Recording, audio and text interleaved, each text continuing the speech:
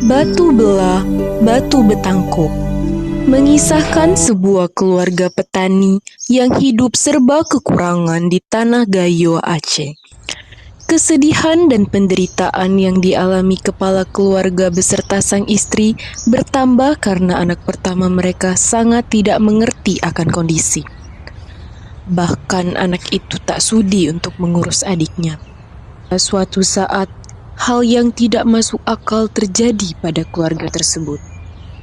Suatu hari ketika musim kemarau, ladang kecil yang dimiliki petani tersebut sangat kering dan tidak membuahkan hasil. Uang sudah habis, Bu. Ladang pun kering. Apa yang harus kita lakukan untuk bertahan hidup?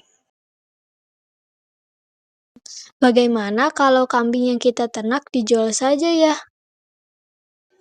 Tapi kan kambing-kambing itu sangat kurus. Tidak akan laku mahal di pasar, Bu.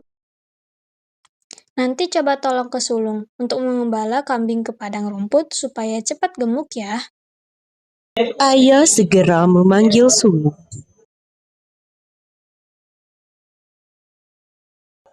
Sulung, tolong kamu beri makan kambing-kambing kita di padang rumput ya. Persediaan uang sudah menipis, sedangkan ladang kita sedang sangat kering. Tidak, aku tidak mau.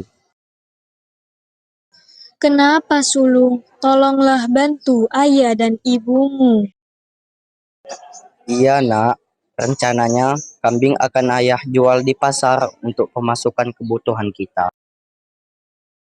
Tak lama kemudian, sulung mau mengembala 2 ekor kambing yang dimiliki ayahnya. Namun tak sampai di padang rumput yang dituju, sulung memutuskan untuk tidur di bawah sebuah pohon hingga sore. Dan ketika bangun, kambing yang dititipkan ayahnya sudah raib entah kemana. Tanpa merasa bersalah, sulung tak menjelaskan kejadian sebenarnya. Ah, kambing-kambing kita di mana, Sulung? Kenapa tidak ada? Mungkin hanyut di sungai. Apa? Hanyut? Ya ampun. Bagaimana ini? Kenapa bisa hanyut? Ayah sangat kecewa pada sulung yang tidak bisa diandalkan. Padahal semua hal yang dimintanya adalah demi kepentingan hidup bersama-sama, yaitu demi kebutuhan pangan. Ibu yang selalu bersedia untuk mencari tambahan penghasilan untuk keluarga sangat bersedih. Tanpa pikir panjang, ayah segera berangkat ke hutan untuk melihat perangkap yang sengaja dipasang untuk menjerat hewan yang ada di sekitar hutan.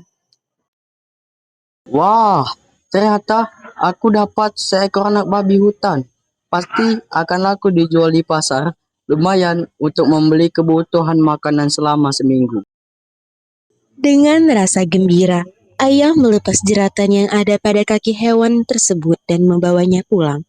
Namun hal tak terduga terjadi sebelum ia keluar dari hutan. Ia diserang 2 ekor induk babi yang penuh amarah melihat anak mereka ditangkap. Serangan babi hutan tersebut tak kuasa tertahan sehingga ayah sulung terkapar tak berdaya. Namun, ayah sulung tetap mencoba melakukan serangan balik pada hewan liar tersebut. Tetapi usahanya tak membuahkan hasil. Justru ia dikejar kawanan babi hutan hingga ke sungai. Sungguh naas nasibnya. Ia tewas ketika melompati bebatuan karena terjatuh dan kepalanya membentur sebuah batu. Sulung, kamu ini apa-apaan? Selalu bikin susah orang tua. Seenaknya saja kamu buang beras untuk makan ke dalam sumur. Lelah memarahi sulung, ibu pun meminta tolong agar sulung mengambil periuk tanah liat di belakang untuk dijual ke pasar. Ya sudah sulung, tolonglah ibu. Ambilkan periuk tanah di belakang, akan ibu jual ke pasar. Tolong jaga adik karena ayah belum pulang ke rumah. Untuk apa aku ambil periuk dan menjaga si bungsu? Aku jadi tidak bisa main. Mending aku pecahkan saja periuk ini. Tak disangka periuk hasil buatan ibu dipecahkan begitu saja oleh anak nakal yang satu ini. Sungguh keterlaluan dan membuat hati ibu hancur berkeping-keping, layaknya periuk yang sudah pecah itu.